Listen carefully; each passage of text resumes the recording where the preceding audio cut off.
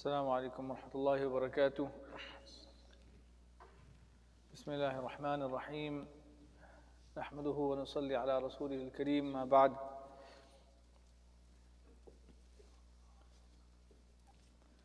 Inshallah, today we'll be starting from the 29th, second half. So yesterday we did one juz. From the beginning we were doing 1 1/4, but yesterday and today we're doing one juz, and then tomorrow inshallah we'll have half left over for the Khatam day. We'll be starting from Surah Al-Jinn, covering half of the 29th, which is Surah Muzammil, Muddathir, Qiyamah, Dahr, Mursalat. Of course, every surah has its own topic. Looking in the 30th juz, Allah subhanahu wa ta'ala, in the second surah, He makes mention of the different qualities or characteristics of the angels at the time of death. Surah Al-Nazi'at, the second surah, Surah Nazi'at. He says, وَالنَّازِعَاتِ غَرْقًا وَالنَّاشِطَاتِ نَشْطًا. Naza' is to vigorously pull, to pull with force. Allah subhanahu wa ta'ala is talking about those angels that will come to the disbelievers and come to those people who were disobedient throughout their life.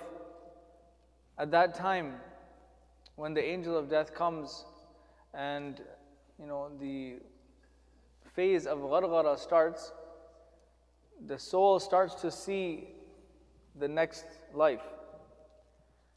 And when the soul sees that, it will be frightened. If a person was in disobedience their whole life, if a person was in disbelief their whole life, then when the soul sees the reality, it will go and try to hide inside the body into the farthest points. And then the angel of death will, when trying to take out the soul, because the soul is like sticking to the body. They give example of like a wet wool on a skewer. When you try to take it off, you have to kind of, pull it hard, and you have to take it off piece by piece. So the soul will be clinging to the body, and Naza', the angel, will have to forcefully pull the soul out, right? And then the next ayah, وَالنَّاشِطَاتِ نَشْطًا. It's nashitat refers to those angels that will open or will let the soul, when they come to get the soul will flow out, just like how when you open a knot and there's something that's holding water or air inside. Think of like a balloon or like a water bag. You untie it, and whatever is inside just easily flows out.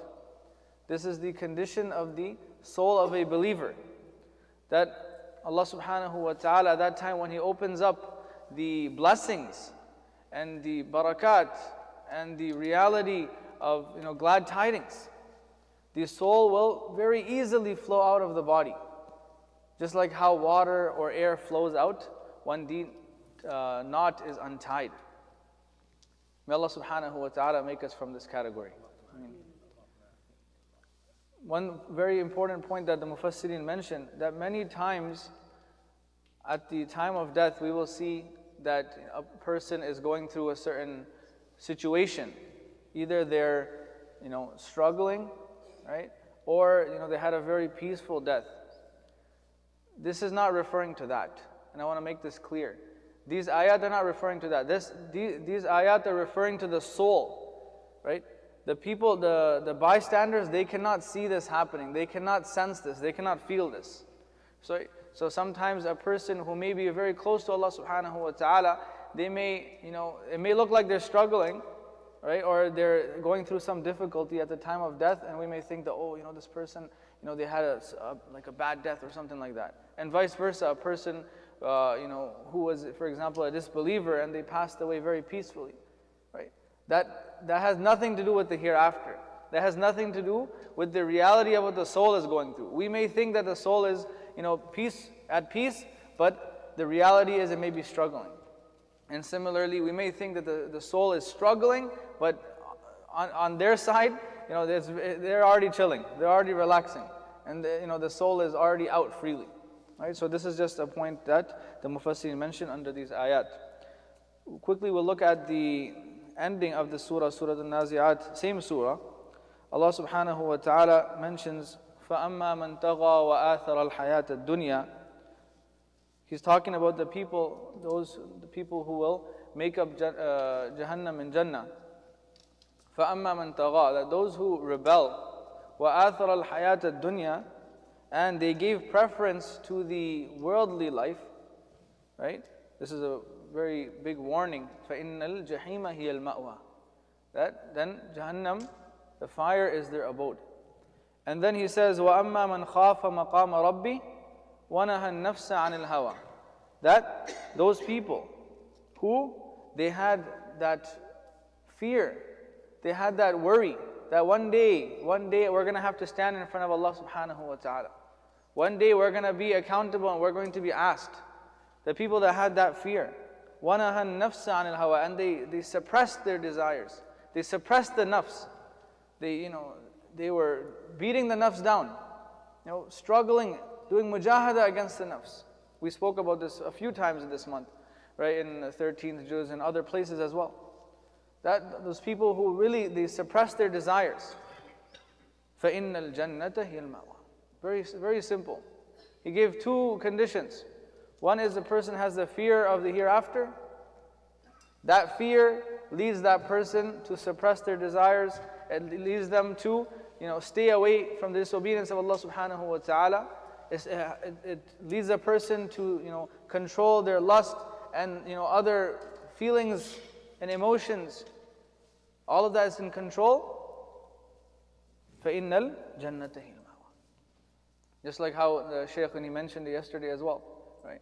That when a person is in control, a person is, controlling their tongue, they're controlling their private parts.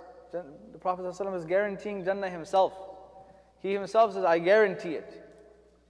مَن يَضْمَنْ لِي مَا بَيْنَ لِحْيَيْهِ وَمَا بَيْنَ فَخِذَيْهِ أَضْمَنْ لَهُ الْجَنَّةِ. The Prophet ﷺ says, I personally take that guarantee. Right? So this is the two ayat at the end of Surah Al-Nazi'at.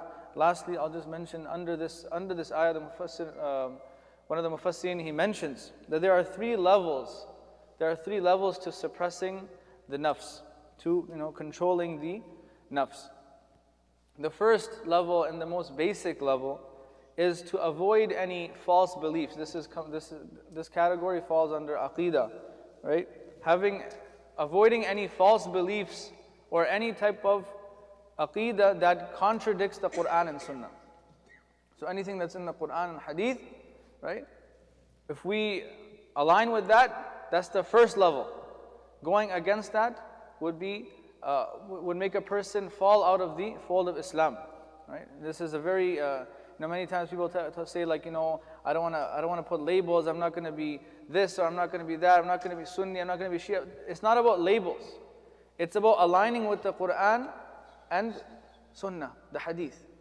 And this is a very risky thing that we take very lightly. We think that it's okay. If everyone's the same. No, right? There's certain beliefs that we have to have, and the certain things that they contradict the Quran and Sunnah, and those cannot be taken lightly. Right? It will be too deep to go into that topic, but this is just the first level. The second level is that staying away from anything that is the disobedience of Allah subhanahu wa ta'ala, of course, right? By means of intention. For example, a person feels like doing something wrong. They're about to do it, and then they remember that I fear Allah subhanahu wa ta'ala. I fear Allah subhanahu wa ta'ala. I'm going to have to stand in front of Him. I'm going to have to answer for this action. I hold myself back. Right? This holding yourself back, this is the second level. It takes effort. Right? The first one has to do with philosophy and aqidah and the thought. This one is action. It takes effort, and along with this goes hand in hand, not just impermissible stuff, but also doubtful actions. Because the Prophet ﷺ warned us that doubtful things, eventually a person will end up in the forbidden things. Right? That's why it's important to also avoid the gray areas. Number three, and the the highest level. This is a level that is attained by very few. And we aspire to be at this level. This is when a person passes level number 1, level number 2, and because of their dhikrullah, their remembrance of Allah subhanahu wa ta'ala, their connection with Allah subhanahu wa ta'ala, and because of their mujahadatun nafs, their struggle against their nafs, which they're trained in by a specialist, right? This is not something that a person can do on their own. You need a shaykh, you need someone who is qualified, and a person who is has the right expertise in this, right? This is not everyone's cup of tea. So a person who has the right expertise in this, going through that training, going through that guidance, they come to a level where the nafs and the desire itself is killed. Killed in a sense that it doesn't pull towards evil. It doesn't, the person is not inclined towards fulfilling the desires. All they want to do is fulfill the rights and the hukuk of Allah subhanahu wa ta'ala. This is the third level, this is the highest level, this is the level we hope to attain one day, inshaAllah. So these are the 3 levels under suppressing the desires. May Allah subhanahu wa ta'ala allow us to suppress the nafs and make us from the people of Jannah. Ameen wa akhiru da'wana alhamdulillahi rabbil alameen.